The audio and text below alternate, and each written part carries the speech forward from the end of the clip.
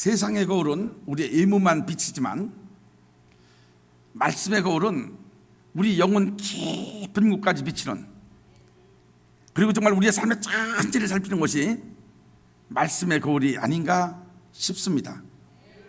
제가 오늘 아침에 거울 앞에서 머리를 다듬다가 과연 나는 말씀의 거울 앞에서 라는 질문을 해봤습니다.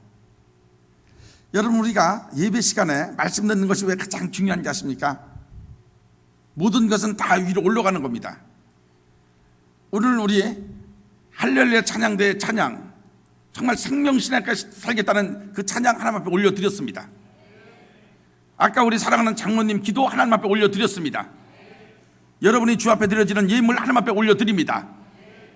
우리의 몸과 마음을 이 시간 하나님 앞에 올려드리는 것이 예배입니다. 하나님 앞에 다 올려드리고 하나님께서 딱 우리에게 한 가지 주신 것이 있는데 그것이 무엇인가? 바로 말씀입니다. 그래서 말씀이 굉장히 예배 시간에 중요한 것이, 하나님의 말씀을 우리에게 허락하실 때 그 말씀의 거울 앞에 나를 비춰보는 겁니다. 그 말씀의 거울 앞에 나를 보다 보면은 정말 나의 모든 것이 쏙쏙들이 말씀의 거울 앞에 드러나게 되어 있습니다. 목사인 나는이라는 질문을 하게 되고, 집사인 나는 어떻게 살고 있는가라는 도전도 받게 되고, 그래서 말씀의 거울 앞에서는 어떤 인생도 자기의 의무뿐 아니라 자기의 행위뿐 아니라 영혼의 중심까지도 숨길 수가 없다는 것. 말씀의 거울 앞에서는 자기의 속속들이 모든 것을 감출 수가 없다는 것을 이 시간 사랑하는 성도 여러분 깨닫는 은혜가 있기를 간절히 소망합니다. 오늘 십자가의 도를 아십니까? 8번째 시간입니다. 제가 지난주서부터 십자가 밑에 서 있었던 사람들에 대해서 말씀을 드렸습니다. 과연 여러분이 이 말씀을 들으시면서 나는 십자가 앞에 어떻게 서 있는가? 서 있는 여러분의 모습을 살펴보셔야 되지 않겠습니까? 십자가 밑에 서 있는 자기의 모습을 말씀의 거울 앞에 비춰보고, 오늘 여러분의 신앙생활 잘못된 것은 고치셔야 됩니다. 잘못한 것은 하나님 앞에 회개하셔야 됩니다. 그리고 잘하는 것은 더 강하게 붙잡으실 때 여러분의 신앙생활이 능력 있고 권세 있는 신앙생활을 할 수 있음을 믿으시길 바랍니다. 십자가 밑에 첫 번째 어떤 사람들이 있었습니까? 첫 번째 기득권을 지키려는 종교 지도자들이 있었습니다. 그들은 자기들의 기득권을 지키기 위해서 혈안이 뛰어서 예수를 가장 잔인한 형벌 십자가에 못 박아 죽였습니다. 오늘 여러분 이 말씀이 여러분에게 선포될 때 나는 과연 교회에서 기득권을 지키기 위해서 다른 사람들을 힘들게 하고 있지는 않은가? 말씀의 거울 앞에 여러분 자신을 살펴보시기를 바랍니다. 두 번째 사람들은 어떤 사람들입니까? 하나님의 아들 예수 그리스도를 십자가에 못 박아놓고도 양심의 가책을 느끼지 않습니다. 하나님의 아들 예수 그리스도는 눈에 전혀 보이지 않고 예수가 입었던 겉옷과 속옷에만 관심이 있었던, 자기들의 이익을 챙겼던 군인들이 있었습니다. 그걸 혹시 나는 이라는 질문 앞에서 정말 여러분, 교회 공동체는 자기의 이익만을, 자기 어떤 명예만을 얻기 위한 공동체가 아니고, 교회 공동체는 예배하는 공동체, 하나님 앞에 기도하는 공동체, 그리고 말씀의 은혜 나누고 아름답게 교제하는 신앙의 공동체임을 믿으시길 바랍니다.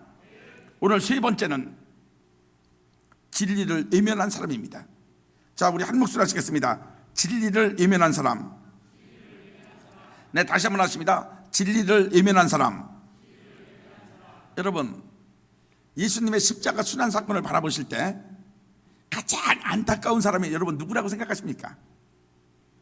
많은 사람들은 예수님을 3번씩 부인하고 십자가 밑에까지 가지 못했던 베드로를 꼽습니다. 어떤 사람들은 예수님을 3년 동안 따라다녔지만 예수님을 은 30명에 빨아버리고 목매어 죽었던 가룟 유다를 가장 안타까운 사람이라 이렇게 말합니다.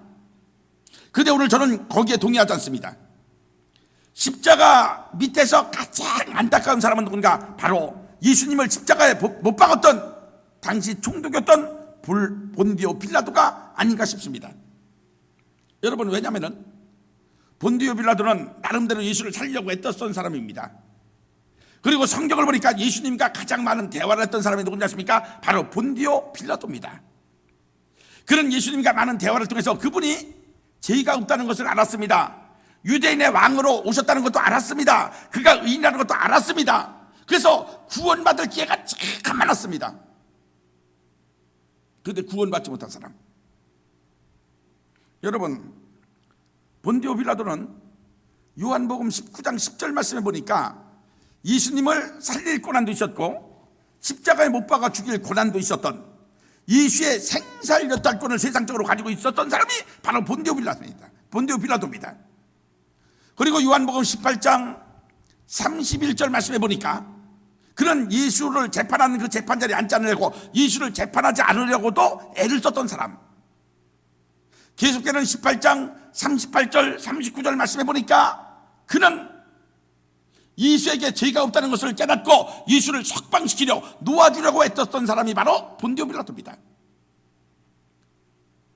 더구나 재판자리에 앉았을 때 그 아내가, 여보, 사랑하는 여보, 그 사람은 의인이고 옳은 사람이니까 제발 그 사람에게는 어떤 해도 끼쳐서는 안 됩니다라고 아내의 조언까지 들었던 사람이 바로 본디오 빌라도입니다.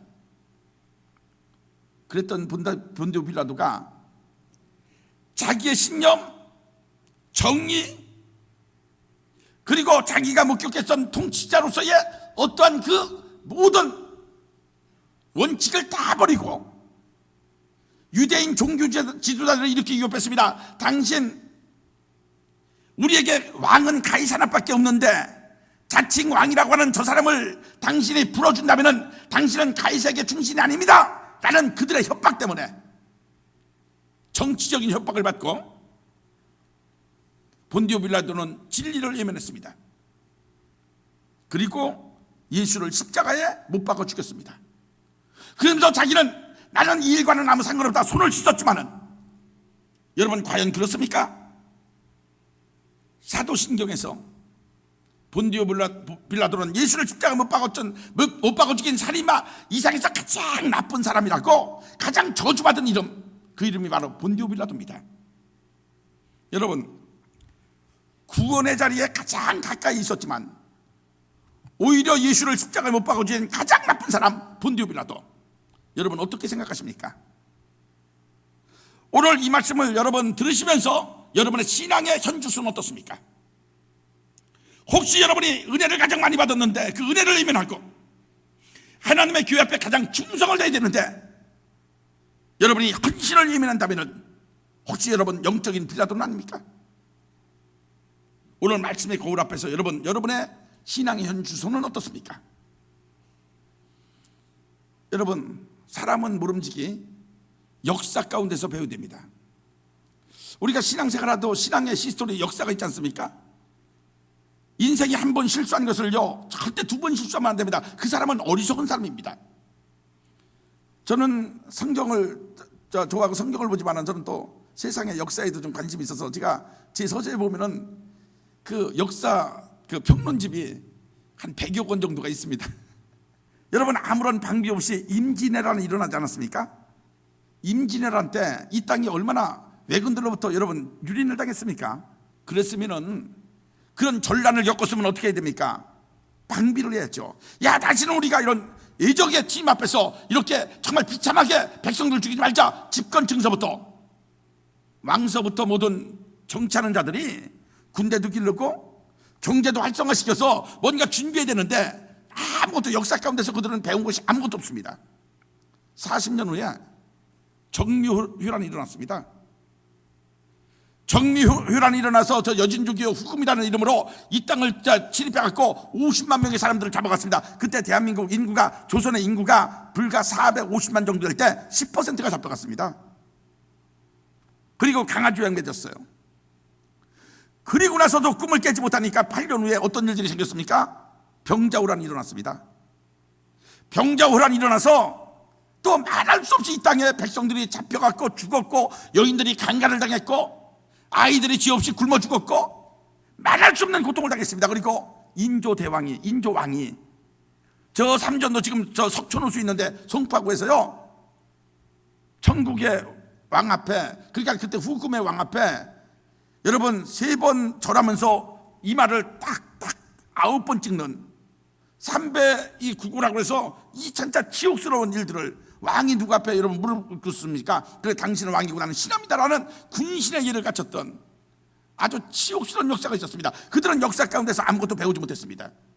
그런데 여러분 그때 안타까운 것이 뭔지 아십니까? 인조와 함께 광해를 내어쫓고 반정을 일으켰던 반정 공신들, 그들이 가장 먼저 도망갔습니다. 인조를 지키고 그 조정을 지켜야 될 여러분 김자전 같은 사람은요 3만 대군을 데리고 있었는데도 전쟁하지 않았습니다. 형식만 냈습니다. 그는 가장 큰 은혜를 받고 가장 크게 정말 그 정권을 지켜야 될 그들이 가장 먼저 도망갔습니다. 그 정말 나라의 위기, 임금의 어려움, 임금이 자기 임금이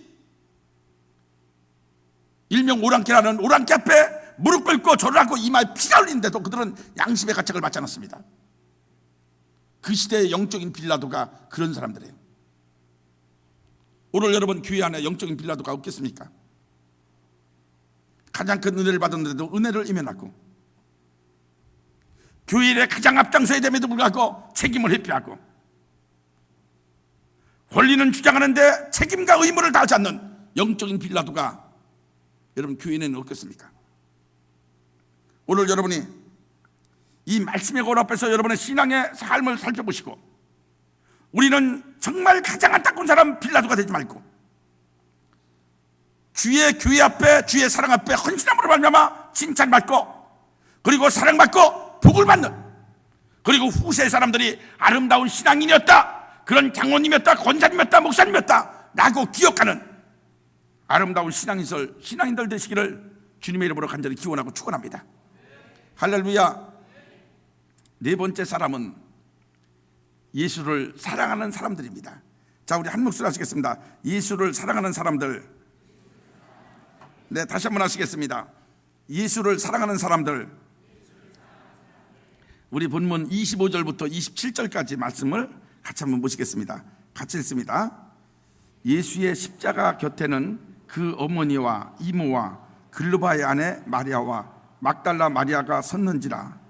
예수께서 자기의 어머니와 사랑하시는 제자가 곁에 서 있는 것을 보시고 자기 어머니께 말씀하시되 여자여 보소서 아들이니라 하시고 또 그 제자에게 이르시되 보라 네 어머니라 하신대 그때부터 그 제자가 자기 집에 모시니라. 아멘. 여러분 유대 여자들 이름 가운데서 마리아가 가장 많은 것을 여러분 성경을 통해서 아시겠죠? 예수의 어머니 이름도 마리아 있었고 또 이모가 있었고 글로바의 아내도 이름이 마리아고 또 7 귀신 들렸던 저 막달라 마리아도 있고 이 4명의 여자들이 예수님 십자가 밑에 있습니다. 아마 눈물을 흘리고 있었겠죠. 그 옆에는 또 누가 있습니까? 예수님이 가장 사랑하셨던 제자 요한이 그 옆에 서 있습니다.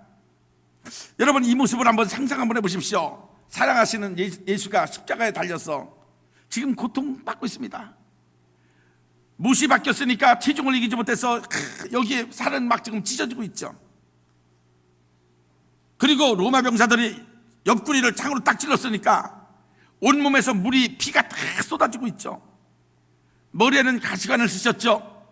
그 죄 없으신 그분이 가시관 쓰시고 피를 흘리고 있죠. 여러분 이 모습을 한번 상상 한번 해보십시오. 당연히 그 자리에 그를 사랑한 사람들 다 있어야 되지 않겠습니까? 그런데 여러분 이 모습이 우리는 예사로운 모습으로 보면 안 됩니다. 그 당시의 상황을 바라보니까 예수의 십자가 밑에 있다는 그 사실 자체가 얼마나 용기가 필요했고 여러분 얼마나 큰 두려움이 있었는지 여러분 상상 한번 해보셨습니까? 왜냐하면 유대인들은 예수를 십자가에 못 박아 죽였습니다. 그의 흔적도 이 땅에 남기지 않으려고 그들은 살기등등했습니다. 그리고 로마 병사들은 예수를 칼과 창으로 찌르면서 모든 사람들을 다 죽일 것 같은 아주 두려운 분위기가 바로 예수 십자가 밑에 있었던 분위기입니다. 그런데 그들은 지금 그 자리에 서 있습니다. 도대체 무엇이 그 두려움을 다 이기고 예수님께 사랑받았던 제자 요한으로 하여금 그 자리에 서게 여러분 만들었겠습니까?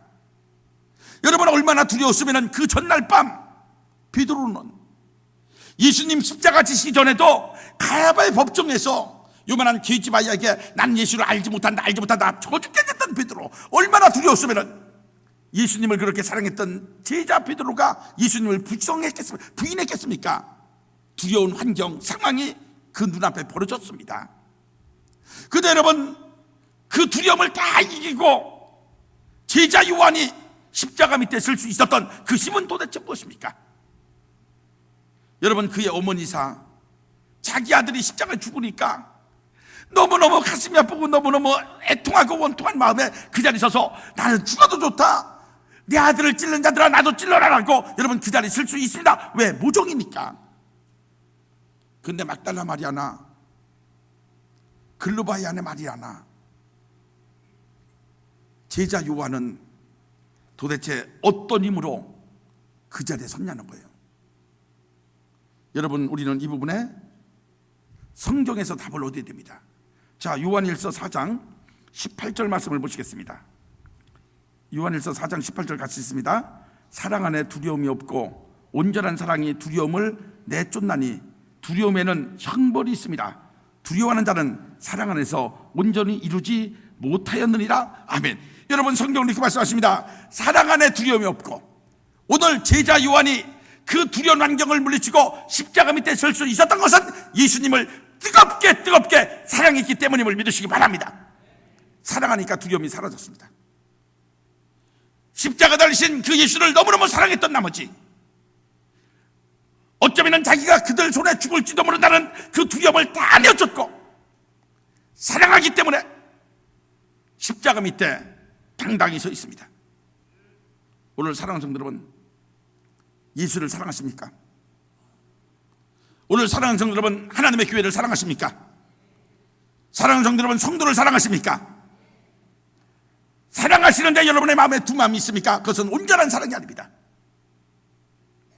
사랑하신다면 여러분의 마음에 있는 불안함, 두 마음, 그리고 두려움 다 물어주시고 환경과 사건을 초월해서 여러분의 몸이 살아가는 그 자리에, 교회를 사랑한다면 교회 안에, 그리고 주님을 사랑한다면 주의 복음 안에, 성도를 사랑한다면 성도가 아파하는 그 자리에 여러분의 몸과 마음이 함께 있기를 간절히 소망하고 기원합니다.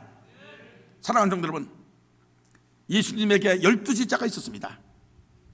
한 제자는 예수님을 십자가 은 30냥에 팔아버리고 목매어 죽었습니다. 그리고 11명의 제자가 있었습니다. 여러분, 11명의 제자 가운데서 예수님의 사랑을 가장 많이 받았던 제자가 누군지 아십니까? 오늘 십자가 밑에 서 있었던 이 요한입니다. 예수님께서 왜 요한을 가장 사랑하셨을까? 사람들은 그가 가장 막내니까 이렇게 말합니다. 물론 맞습니다. 내리사랑이라고 사랑이 쭉 내려가다 보니까 막내니까 사랑했다, 일견 설득력이 있습니다. 근데 여러분, 우리 주님은 막내라고 해서 사랑하고 맞이라고 해서 덜 사랑하고, 여러분, 그런 주님이 하십니다. 주님은요 공평하시고, 주님은 사랑할 만한 자를 사랑하시고, 주님은 미워할 만한 자를 미워하시는 그런 주님, 하나님이심을 여러분 깨닫는 은혜가 있길 바랍니다. 오늘 여러분, 요한이 예수님의 가장 큰 사랑을 받았던 그 이유가 성경에 나옵니다. 성경을 바라보니까 요한은 예수님으로부터 가장 사랑을 받을 수밖에 없었겠다. 이런 사람을 사랑하지 않고 누굴 사랑할까? 라는 저절로 수긍되는 마음이 성경에서 우리에게 답을 주고 있습니다. 자, 잠언 8장 17절 말씀을 보시겠습니다. 잠언 8장 17절 우리 같이 읽습니다. 나를 사랑하는 자들이 나의 사랑을 입으며 나를 간절히 찾는 자가 나를 만날 것이니라. 아멘.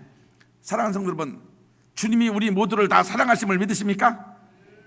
크게 아멘 하실까요? 주님이 여러분을 사랑하심을 믿으십니까? 주님이 우리를 다 사랑하십니다.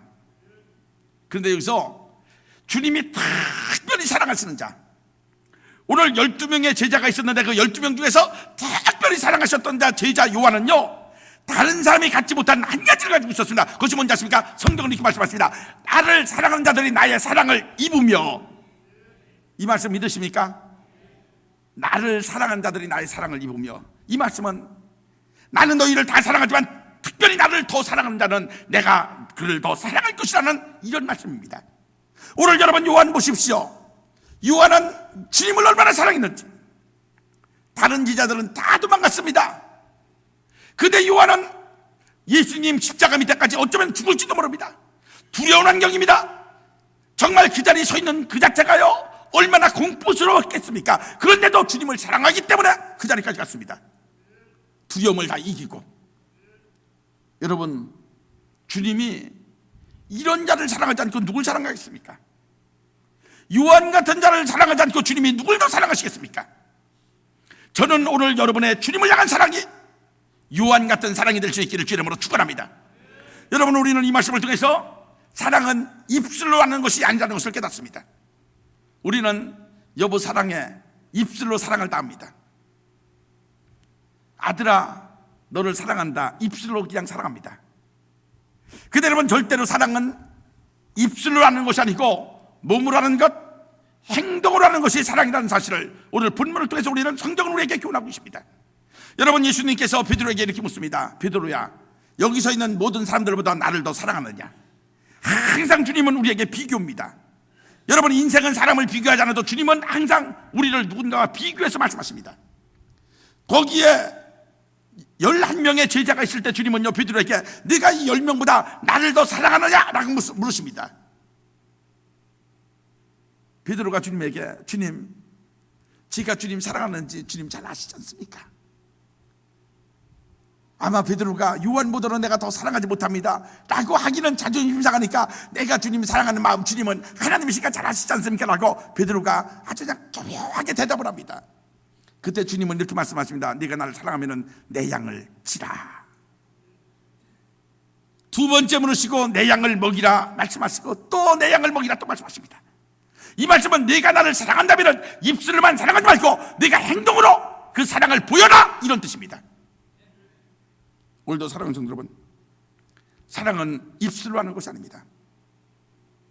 사랑은 몸으로 하는 것이고 사랑은 행동으로 그 사랑한다는 표시를 나타내는 것임을 이 시간 깨닫는 은혜가 있기를 주의 이름으로 축원합니다.